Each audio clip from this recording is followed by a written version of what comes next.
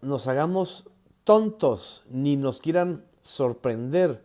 López Obrador viene de esta línea nacionalista que viene desde Cuauhtémoc Cárdenas, que se salió del PRI en 1987 precisamente por el tema petrolero, por la entrega de los recursos energéticos del país de manera unilateral y torpe a los intereses transnacionales que desde ya mucho tiempo quieren tener el control no solamente de las reservas probables y probadas de petróleo, sino de la industria energética mexicana por completo.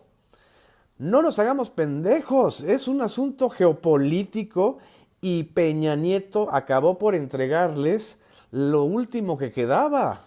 Hasta el propio Salinas de Gortari, en su libro sobre el Telecán, dice que era evidente que no podía ceder ante Estados Unidos con el tema energético porque México perdía la única y más fuerte carta de negociación frente a una potencia como Norteamérica o como Estados Unidos. Bueno, ya la perdimos porque hicieron la reforma constitucional, hicieron las leyes secundarias energéticas y han desmantelado en los hechos a Pemex, no solamente desinvirtiendo y extrayendo fiscalmente o exprimiendo fiscalmente a Pemex, sino también robando.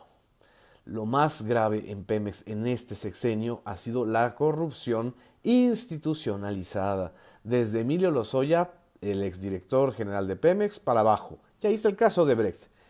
El caso de Brecht, que es apenas una pequeña demostración de lo que es la corrupción neoliberal.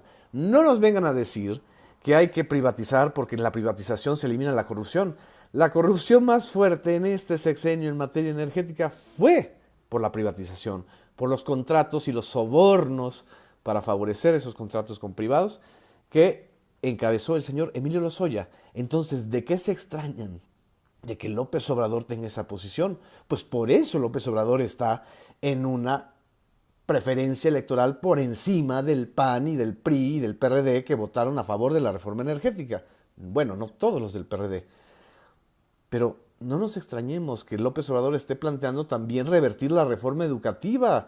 Nunca estuvo Morena ni López Obrador a favor de ese pacto por México que acabó en un divorcio escandaloso entre un sector del PAN y un sector del peñismo. Eso es lógico. Pero ahora, y vamos a tomar un poquito de café, les invito a un traguito de café veracruzano. Ahora, el día de hoy fue la cargada. Ahora sí, otra vez se echaron un montón contra López Obrador por el tema del nuevo aeropuerto. Va a ser el desastre que López Obrador cancele los contratos del nuevo aeropuerto. Se va a venir abajo 8.500 millones de dólares de inversiones, 700 y no sé cuántos inversionistas nacionales y extranjeros. Va a ser el caos aeronáutico en la Ciudad de México. Miguel Ángel Mancera, ese jefe de gobierno tan coherente, tan defensor de la distancia con el gobierno peñista, se pone de tapete otra vez a decir, no pueden haber dos aeropuertos, uno en Santa Lucía y uno en no sé dónde, porque se viene abajo. Es decir, han destruido la industria aeronáutica del país de una manera tan contundente. Destruyeron Mexicana de Aviación, destruyeron la política de aeronáutica nacionalista desde la época de Felipe Calderón, pero de eso no dicen nada. Lo que les está urgiendo al Grupo Atlacomulco es salvar el gran negocio del nuevo aeropuerto. Y aquí nosotros tenemos que entender por qué es ahora, en este momento, con Juan Pablo Castañón, el presidente del Consejo Coordinador Empresarial, y toda esta especie de Carlos Marincitos, de Carlos Marines, replicantes así como si fueran no sé, una especie de muñequitos, diciendo, no, se va a acabar el mundo, López Obrador no respeta los contratos, López Obrador nos va a llevar al caos aeronáutico. Es un gran negocio. Yo les invito, perdón que les vaya a dar la autopromoción, pero este libro que es La caída del telepresidente, en el primer capítulo explico por qué el nuevo aeropuerto de la Ciudad de México es el gran negocio o el último gran negocio inmobiliario y fraccionador de el Grupo Atlacomulco. No nos olvidemos que si en algo han sido especialistas los priistas desde Carlos San González hasta ahora en el Estado de México y en el Valle de México, es a la especulación de la tierra y de las construcciones y obras públicas. Acordémonos, no nos olvidemos que surgió un movimiento social en Atenco precisamente en contra del proyecto del nuevo aeropuerto que encabezaba el entonces gobernador del Estado de México, Arturo Montiel. Acuérdense con Fox, con este pobre diablo que ahora ya no es ni sombra de la promesa que fue cuando se licitaron las dos posibilidades de aeropuertos, una en Tizayuca y otra en Texcoco. Y los especialistas más serios decían, no se puede hacer un aeropuerto en Texcoco. Bueno, pues Fox pactó con Arturo Montiel, con el Grupo Atlacomulco, y ahí está el pacto desde entonces, por eso está defendiendo a Peña Nieto Vicente Fox, para que se licitara a favor del proyecto del nuevo aeropuerto en Texcoco.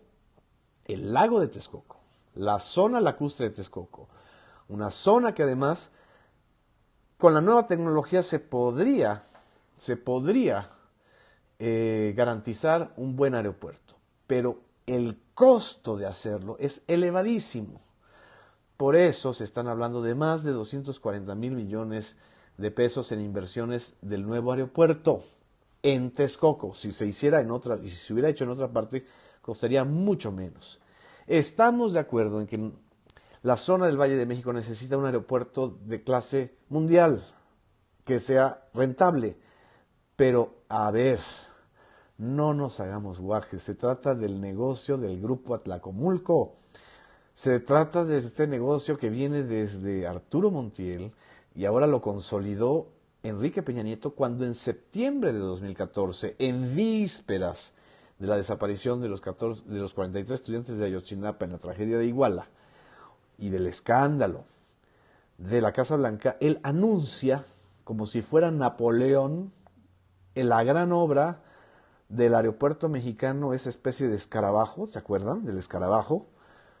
Que presentó y dijo, esto va a ser pues la gran obra, ese es el Mexican Moment, ese era el Mexican Moment para Peña, la presentación del proyecto del nuevo aeropuerto de la Ciudad de México con una inversión multimillonaria del presupuesto federal, pues por supuesto, ni modo que lo saca, y de endeudamiento con por no sé cuántos años. Pues por eso se están poniendo tan resistentes, porque se trata del meollo, de la parte más importante, incluso más importante que el negocio energético, porque en el negocio energético pues se involucran a muchas compañías transnacionales y a muchos observadores internacionales, pero en el negocio del aeropuerto pues se involucran ellos mismos, las 7 grandes constructoras nacionales que están involucradas, que son en muchos sentidos asociadas o amafiadas con el Grupo Atlacomulco. Y hoy se pone a defender el nuevo aeropuerto el señor Enrique Peña Nieto y el señor Gerardo Ruiz Esparza. Por favor, el señor Gerardo Ruiz Esparza, el ministro